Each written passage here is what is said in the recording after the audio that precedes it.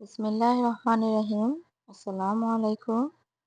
Welcome to my daily easy cooking by Irene channel.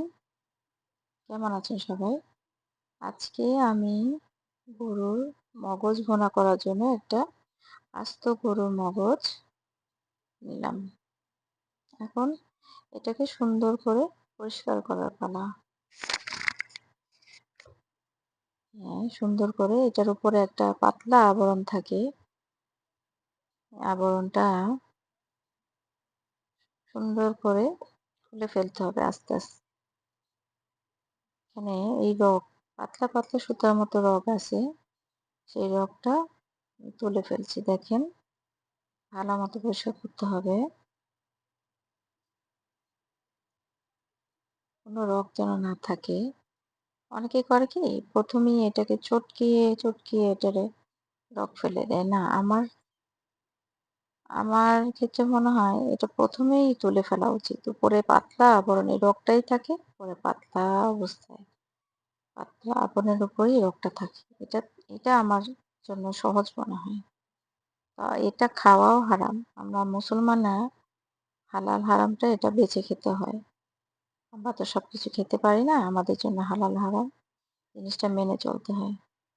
তো আমি এরকম খুব যত্ন সহকারে এটাকে তুলতে হবে, তুলে দিচ্ছি। আমার রান্নার ভিডিও মূলত কাউকে রান্না শেখানো নয়। আমি প্রতিদিন যেরকম রান্না করি আমি সেটাই আপনাদের মাঝে শেয়ার করবো। এখন থেকে চেষ্টা করব। ভুল ত্রুটি হলে ক্ষমা করে দিয়েন।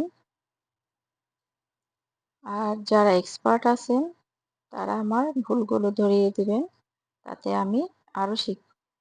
মানুষের শেখার কোনো বয়স নেই।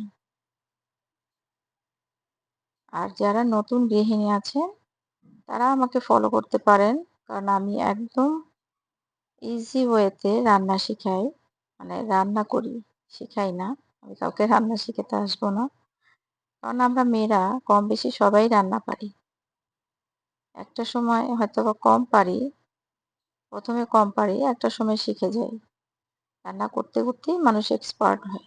তবে হ্যাঁ, রান্না করতে হলে খুব যত্ন এবং ধৈর্যের দরকার। ধৈর্য সহকারে আমরা রান্না করলে অবশ্যই রান্নাটা মজা হয়।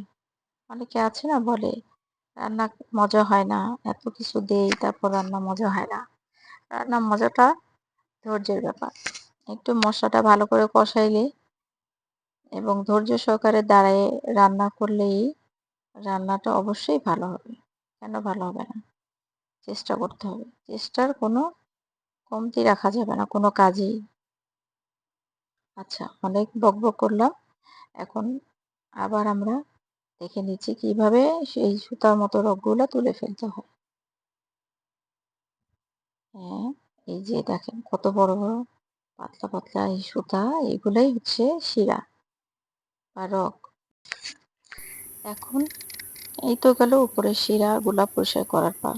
এখন আসলো পুরো মগজটার ভিতরে দেখবো চটকিয়ে চটকিয়ে ভিতরে কোনো শিরা আছে নাকি। ভিতরে বলতে এগুলো উপরের শিরা, কিছু কিছু মিসিং যায় না, সেগুলো আর কি চটকে চটকে দেখতে হবে ভিতরে শিরাগুলা এখনো আছে নাকি।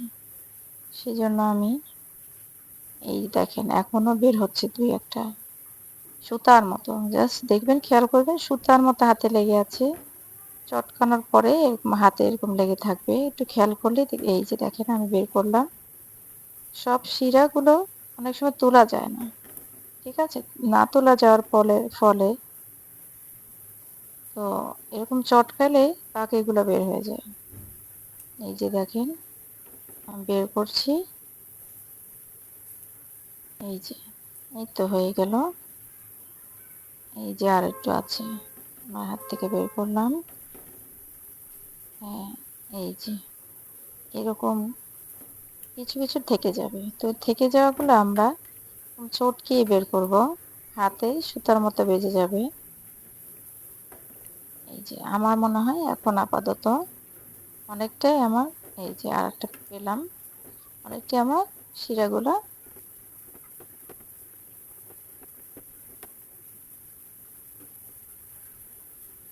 চিড়াগুলো সব আমি ক্লিন করে ফেলেছি। এখন আসি রান্নার কাজে।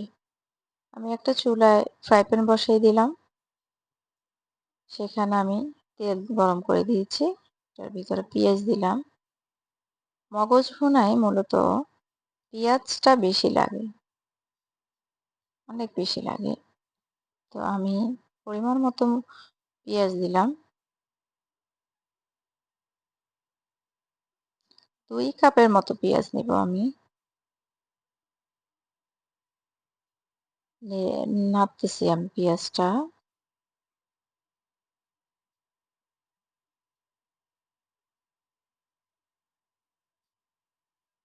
বারবার আমার ক্যামেরাটা ডাউন হয়ে যাচ্ছে, সেজন্য আমি এটা ঠিক করে নিলাম। এখন পেঁয়াজটা দিয়ে আমি কিছুক্ষণ নাড়বো। এই পর্যায়ে আমি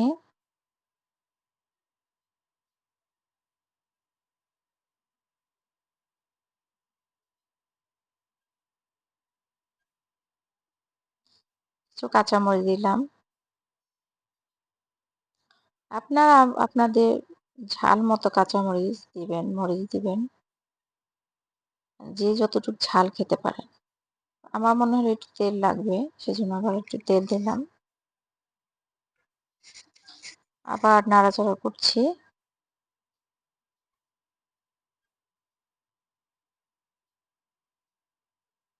পেঁয়াজটা একটু নরম করার জন্য একটু অপেক্ষা করব।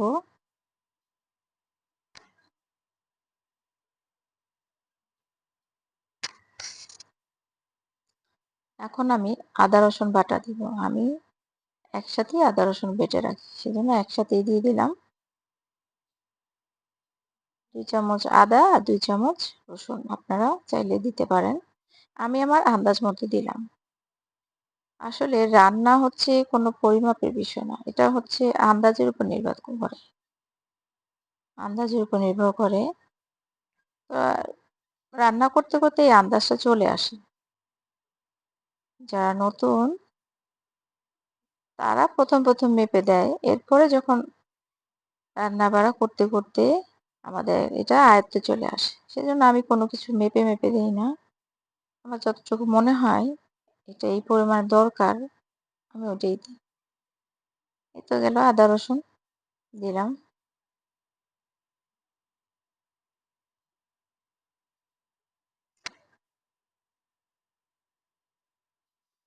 এখন এলাচ, দারচিনি দিব। মসলা, এলাচ, দারচিনি আর তেজপাতা। এখন আমি আবার এটাকে কষিয়ে নিব। এলাচগুলো মনে হচ্ছে আমার একটু, মানে দারচিনিগুলো মনে হচ্ছে আমার একটু বড়, বড় গেছে। আপনারা এটা আরো ভেঙে দিবেন।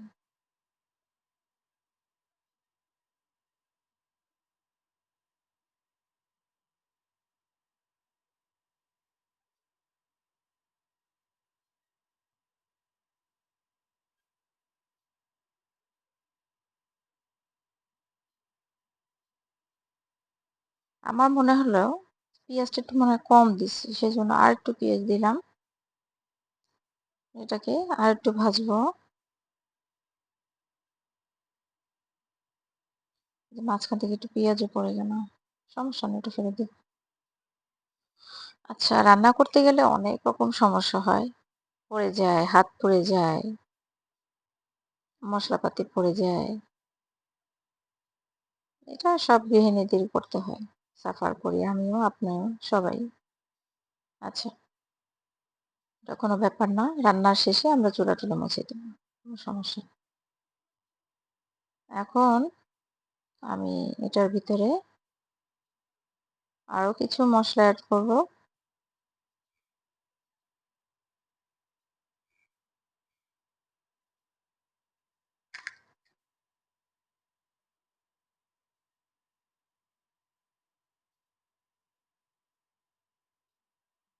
আমি তো পেঁয়াজটা দিয়েছি আবার একটু শেষে, সেজন্য আর একটু কষাইতে হবে পেঁয়াজটা নরম করার জন্য।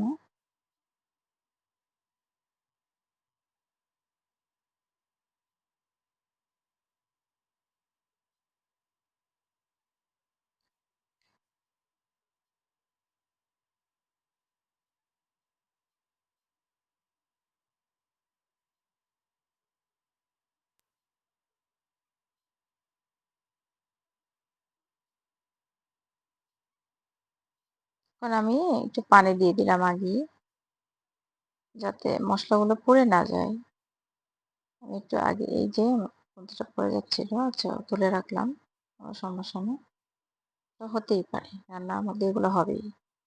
আচ্ছা এখন আমি একটু হলুদের গুঁড়া দিলাম পরিমাণ মতো। আমি একটু হলুদ আর লবণটা একটু বেশি খাই। যাতে হলুদটা একটু বেশি খাই, আমার কালারটা ভালো না আসলে আমার কাছে ভালো লাগে না। দেখতে সুন্দর লাগে না। এজন্য আমি একটু হলুদটা বেশি দেই। আপনারা হলুদটা একটু কম দিতে পারেন, কোনো সমস্যা নেই। তারপর হলুদের পরিমাণ ২ চামচ, আর আমার চামচটা একটু ছোট, এজন্য ৩ চামচ দিলাম। এখন আমি দিব মরিচ।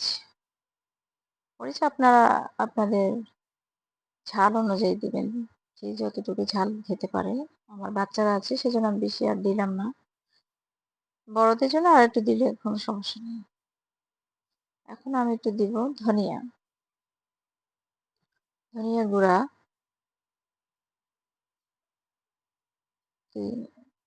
২ চা চামচের মতো আরকি।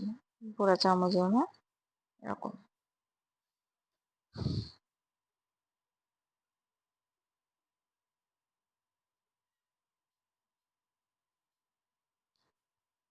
দিব জিরার গুঁড়া। ১ চা চামচের মতো জিরার গুঁড়া।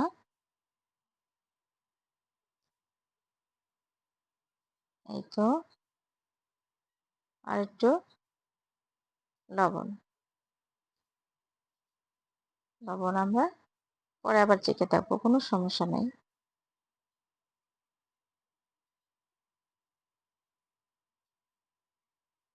এখন আমাদের সব মসলা দেওয়া শেষ। এখন আমি এটাকে ভালো মতো কষিয়ে নেব। মগজে বেশি করে কষাইতে হয়। মসলা কষাইতে হয়। মগজটা দেওয়ার পরে কষাইতে হয়, যাতে গন্ধটা না থাকে। ও যে একটু গন্ধ থাকে, সেই গন্ধটা যাতে না থাকে।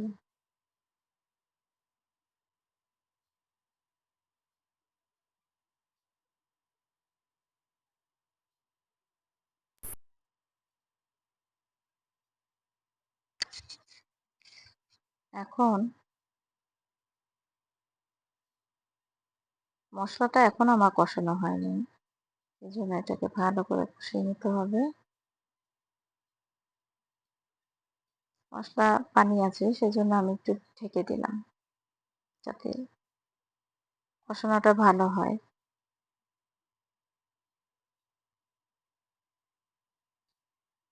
মাঝে মাঝে ঢাকনা উঠিয়ে নাড়াচাড়া করবো আমরা।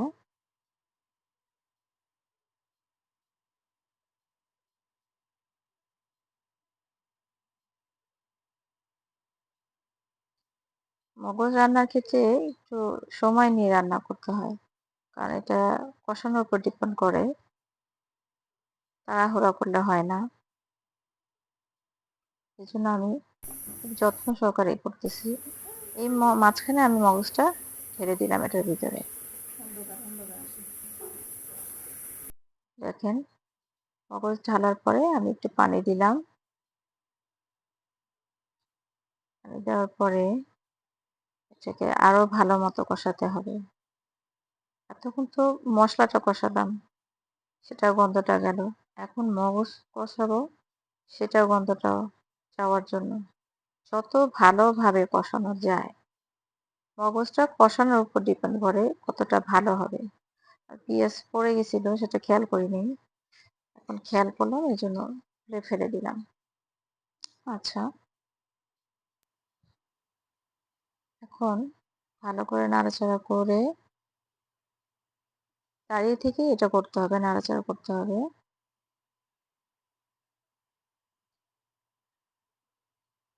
মগজ কখনো চুলায় দিয়ে চলে যাবেন না, কোথাও অন্য কোনো কাজে যাবেন না, তাহলে মগজ পড়ে যেতে পারে।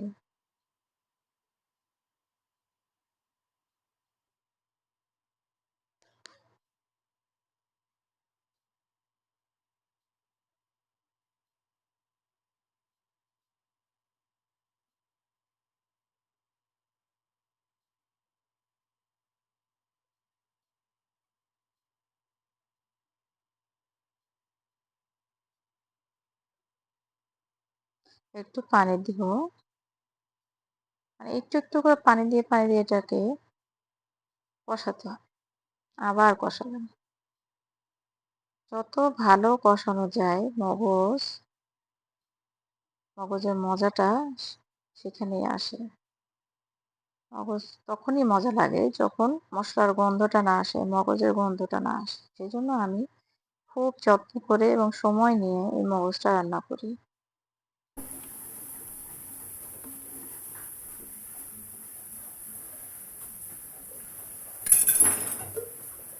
দর্শকরা আবার আমার কষানো দেখে বিরক্ত হয়েন না। আমি এভাবেই মগজ রান্না করি। এইভাবেই একটু একটু পানি দিয়ে আমরা একটু পর পর কষাতে থাকবো। কষাতে কষাতে এটা একদম ভুনা হয়ে যাবে, কোনো যেন পানি না থাকে। হয়ে গেল গরুর মগজ ভুনা। এখন নামিয়ে পরিবেশন করব, হালকা জিরার গুঁড়া দিয়ে পরিবেশন করব। সবাই আমার চ্যানেলটিকে সাবস্ক্রাইব করবেন পরবর্তী ভিডিও দেখার জন্য। ধন্যবাদ। আল্লাহ হাফেজ।